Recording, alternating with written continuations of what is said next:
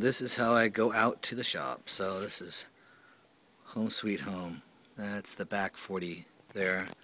And then that is my shop. So one of these days I'm going to finish doing this as a built-in situation for eating, because I did the couch, but I need to finish the couch and then do the barbecue, etc. So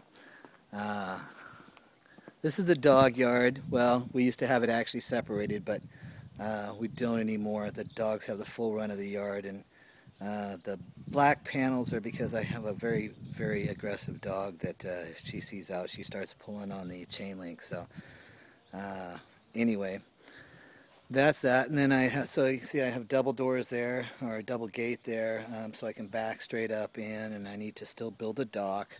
But there's my double doors to getting stock into the place. And then I go through the man door here. I've got just a typical bathroom. It's really small, but it does the trick. Lets me stay in the shop and not track dust into the house. So where I hang up everything when I come in, I've got usually my dust collection key actually sits on one of these, and the other one is for if Sylvia comes in, she can grab the set of phones and put them on so she doesn't get her ears blasted out, either by my music or whatever. Always have a first aid kit, and then the thing is back there. Oh, I should know where that's at. Oh, there it is. Oh, fire there by the door. So anyway, that's the deep sink, and then my sharpening system. The sharpening system, I think most of you have seen. I have more stuff up on top. That's my plate glass, and it's got 1,500 and 2,000 sandpaper on there for just kind of touching things up. And then all my other stuff in the drawer down here. And you've seen the bench. That's I'm still in love with this thing, and Mr. Mark Harrell's bad axe saws. And then right now I just have my planes in the windowsill, and I really want to take care of that one of these days, because it's not the best place to put them. Luckily I don't have moisture problems, so there's not any condensation or anything, but there's Mr. Scott Meek's plane. That's a fun one to use. This is one that I actually bought, and then almost everything else is either rehabbed or Veritas. That is my Tucker vise that I haven't figured out exactly where I'm going to put that yet, but I love the thing. It's just a monster. Thanks to Chris Wong for showing me what it could do. Old anvil actually came across on the wagon trains from a friend of mine. I bought it a long time ago. Here you can see how the shop's constructed. I've got polyurethane foam in the walls, and that works really well to seal up the place. It doesn't cost me anything to heat and cool it. And then years of magazines and books, etc. This is also my drawing area, so when I'm working on anything, this is where I sit and draw. I still haven't learned how to do SketchUp, and I know I need to do that, but right now I'm working on, this is a big number 8 I'm rehabbing, and I'm actually turning this into specifically a shooting plane. So I'm going to have a handle here that protrudes up, and then it'll also on the bottom, this will actually run in a chute. So I have a piece of wood in the front and the back that's even with that hump there, so it can run inside the chute. Stereo, everybody needs a stereo in the shop. This is just a cheapie. I don't know why I still got the DVD player there. I haven't played a DVD on it since I moved out here to this shop. My computer central. A lot of times if I'm streaming, I've got this set up somewhere, but I don't have it now. You can see I've got task lighting. I can move just about anywhere, because everything in the shop is, the wall has a French cleat system, so it allows me to basically move everything wherever it makes most sense. The thing here, a buddy of mine gave me that my birthday, and it works okay. I've got some files and crowbars and, you know, miscellaneous stuff. I've got different hammers and things like that in there. And then my Oneida dust collection, it's the 3 horsepower Dust Gorilla, and they designed the system, and so far it's worked out really, really well. On the hand tool side, I don't have any specific dust collection. I can actually bring the hose from, I'll show you that later, but for just sweeping up, vacuuming, I can do that, or I can, big stuff, I just sweep it into that floor sweep. So over here on this side, you can see where the double doors come in, and got a bunch of stuff that needs to be relocated somewhere else besides my shop. My HVAC system. This is where I store my plywood, and works out really well. Makes it really super easy. This is my hose reel for my dust collection. I've got one there, and I've got one on the other side of the shop.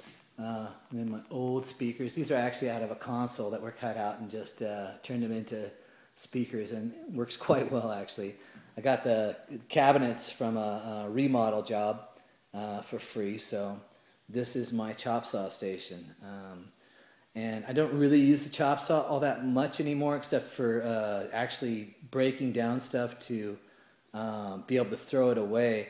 But I do like the height of this for certain things. I have like about 3 or 4 different heights in the shop, and I really like having the variety to be able to work on different things at different heights. That's the central part of the shop. It's my, I've got the Delta X5. I don't know why they ever got into that, but they went away from calling it the Unisaw for a little while, but it's still, you can see it's still a Unisaw.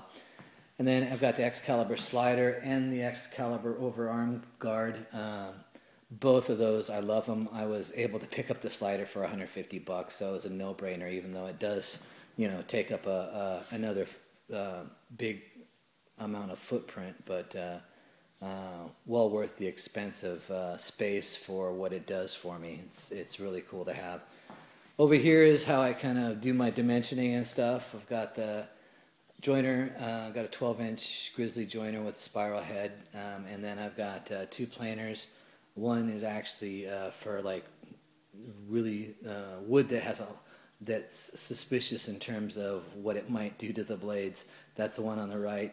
The other one I just is the one I use the most, and this rolls really easily out of there and positions right in front of here, so I can just I've got the whole run of the shop to mill boards. And then this at some point will be a little bit more organized than it is. I have a lot of trim from stuff that needs to be done in the house.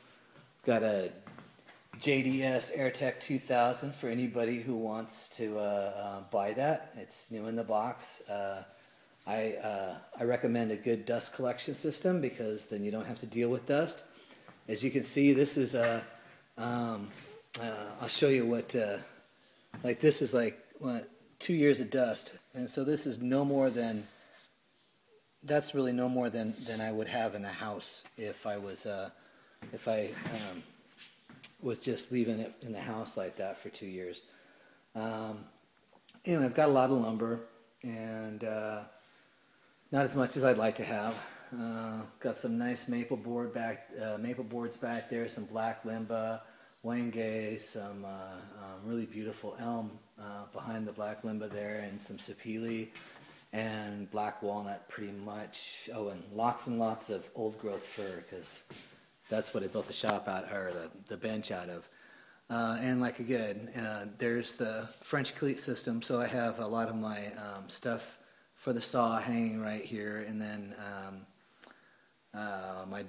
for my drum sander, there's all the paper for it, and there's the drum sander. You can see here, this is where I'm going to put my floor spindle sander when I get around to getting that. That goes there, and that actually, you can see from there, all the stuff actually comes up through the crawl space It makes it so I don't have pipes coming down and electric cords and all that fun stuff. Everything comes up through the floor. During the construction of the bench, I actually moved the bandsaw. It used to be over there where the other hose reel is, right there. And I ended up moving it to here so I could resaw 12-foot boards. And I like it there, so I'm going to have to bring some dust collection, reroute some dust collection underneath the shop, and bring some electrical in too. And then some straight edges and levels and stuff like that. And like I said, everything's on a French cleat, so it's like if I want to move it, I just lift it up off of here and move it. Some of my blades for the bandsaw, and then assortment of clamps and stuff. You know how it is. You can never have enough clamps, and I hope I have to hope I have to build another, at least twice as many of these clamp racks, because that's still not even enough. I have my air compressor on a Harbor Freight hand truck, because I use it out of the shop just as much as I use it in the shop, and so it makes it really handy. Old drill press suits me pretty well. I'd still like to get a nicer one, but this is actually a really versatile drill press. I never use this. This belongs to a buddy of mine. I'm not a big fan of mission style and through mortise type stuff, so I don't know. I might use it sometime. Otherwise, I'll do something with it. But this is basically one of the things I like about this is I have full pull-out pot drawers for called pot drawers because of the kitchen. But anyway, so I got my sanders in here and drills, and then down here I've got some more drills, jigsaw, circ saw, all that kind of fun stuff. This was all AC lumber or plywood that I made these out of, and they really haven't moved much, which I've been really happy about. Got my glues and stuff, got nailers and all that kind of fun stuff down there. Glues down this way, pencils. Got a bunch of these metric rules, and I really like them because they're easy to use for finding center. You can see I've got white chalk. Everybody needs white chalk. This is my set of marking stuff, so got the little Hamilton there, and then I've got some woodpecker stuff and starret and different things. But and then even when I get the spindle sander, I'm still going to keep this thing. I'm just going to put the 4x20 sander on it so I can use it for splines and things like that. This is really old, but it's one of the best values out there. This puppy, I'm still trying to decide its fate, because really its big thing was being able to do floating tenons, mortises, and I went out and bought Domino, and I will be getting the XL. So I don't know how long this will last in my shop.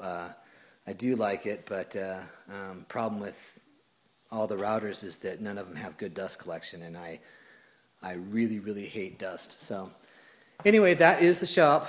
And on the back side here, I know in the previous article I went to Port Townsend and took a bending class, and part of what I've been waiting on in building this was I wanted to make sure I had everything I wanted in this centrally located table. So it's going to be my outfeed table, my assembly table, and my router table and bending table. So it's going to have a lot going on there, but it's should be pretty functional. I'm going to have actually dust collection come up through the middle, and then I'll have a boom arm actually over by the where the overarm blade guard comes up. Well, a boom arm actually that comes over and swivels, so I can sand if I need to, or do my domino stuff over there, any kind of things like that. So that is pretty much it in a nutshell. Tumblewood at its finest, I guess. It's kind of a mess, but it's not as messy as it gets. So hope you enjoyed the tour. Thanks.